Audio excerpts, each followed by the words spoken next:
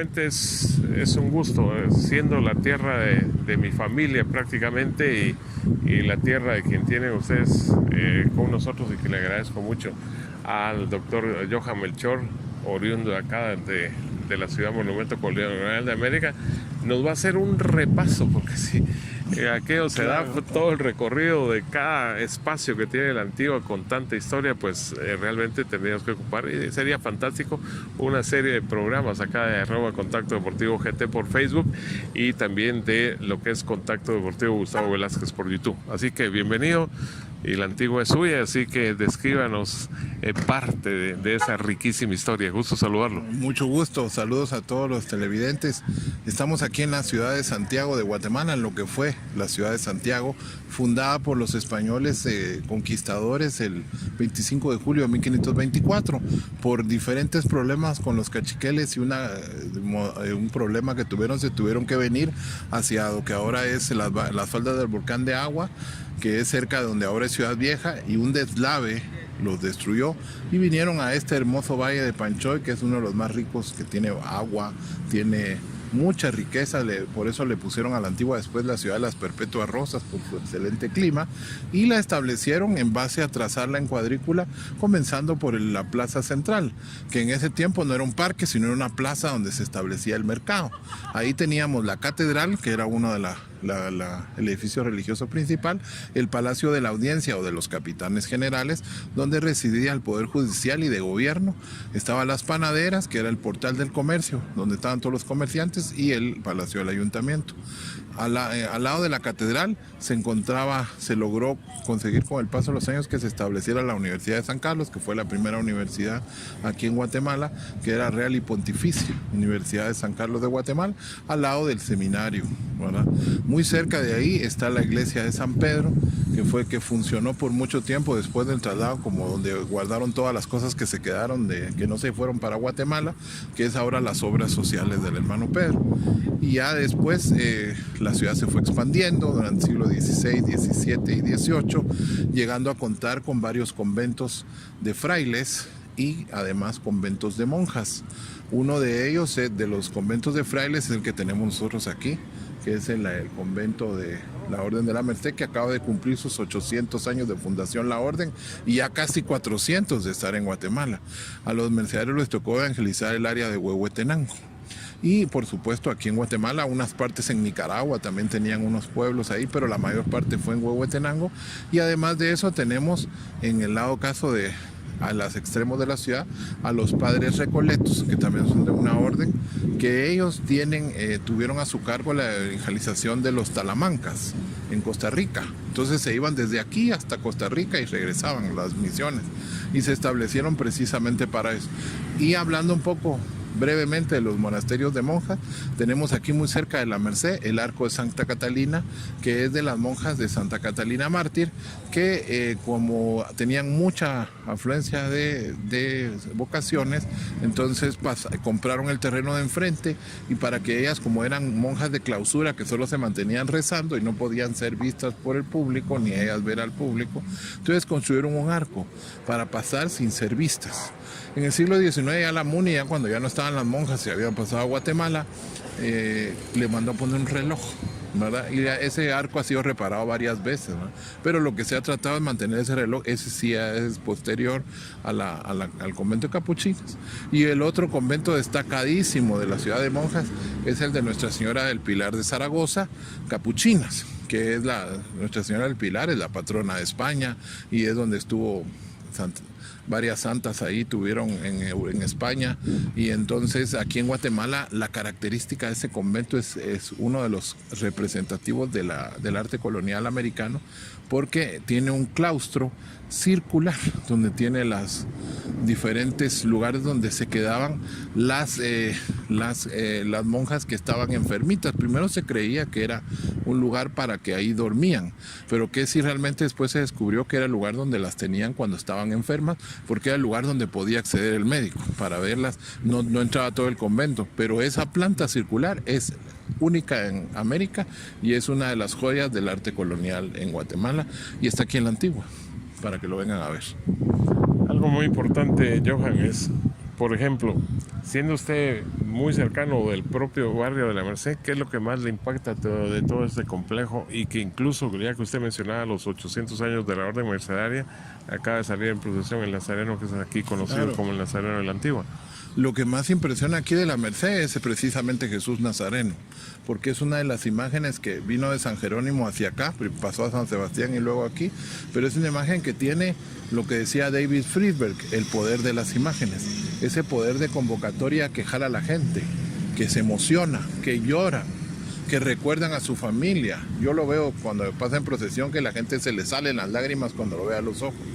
Esas imágenes que tienen ese poder, esas son las que cautivan, y esta imagen tiene esas características al verla a los ojos. Entonces lo más representativo de la Antigua está dentro de la iglesia de la Merced. No solo la iglesia es hermosa por sus detalles de hermosura barroca, sus grandes detalles de no dejar vacíos, ¿verdad? Por ser característica del barroco, porque influye en el arte centroamericano también del siglo XVIII, sino también porque tiene una de las mejores esculturas hechas en Guatemala, que logró cumplir su cometido a tal punto que siguen las generaciones teniendo estos detalles, ¿verdad? ¿Usted cree, porque usted es realmente historiador y le gusta desmenuzar y ir a la profundidad y documentalmente sustentarse, que tiene más influencia en feligresía el Nazareno de la Merced que el Sepultado de San Felipe? Pues la verdad es que en eso sí me metería un poco a Honduras. Yo siento que tienen los dos suficiente devoción. Incluso hasta podría decir que tiene más cucuruchos el Señor de San Felipe. La diferencia está en que Jesús de la Merced está vivo y lo puede uno ver a los ojos, y eso conmueve. En cambio, con el Señor de San Felipe, como ya está sepultado, ya murió, entonces no lo puede uno ver. Entonces solo ve y entonces lo acompaña hasta la muerte, ¿verdad? Hasta su sepultura, pero no lo puede ver a los ojos. Entonces la ventaja de un nazareno es que tiene varias cosas que hacen que la gente se comunique, ¿verdad? Una es la mirada y la otra es que carga la cruz, como todos cargamos nuestra cruz. Entonces es muy humano. Entonces eso hace que la imagen tenga más empatía, y que entonces en Guatemala todos lados tienen su iglesia católica, tiene su nazareno, ¿verdad? Por eso, porque es esa empatía con la realidad cotidiana que tenemos todos. Cargamos nuestra cruz, tenemos problemas, sufrimos, reímos, lloramos. Y eso es lo que evoca el nazareno, ¿verdad? Que es Jesús tomando la cruz de los pecados de todos. Entonces es muy tan humano que la gente se llega a empatar más.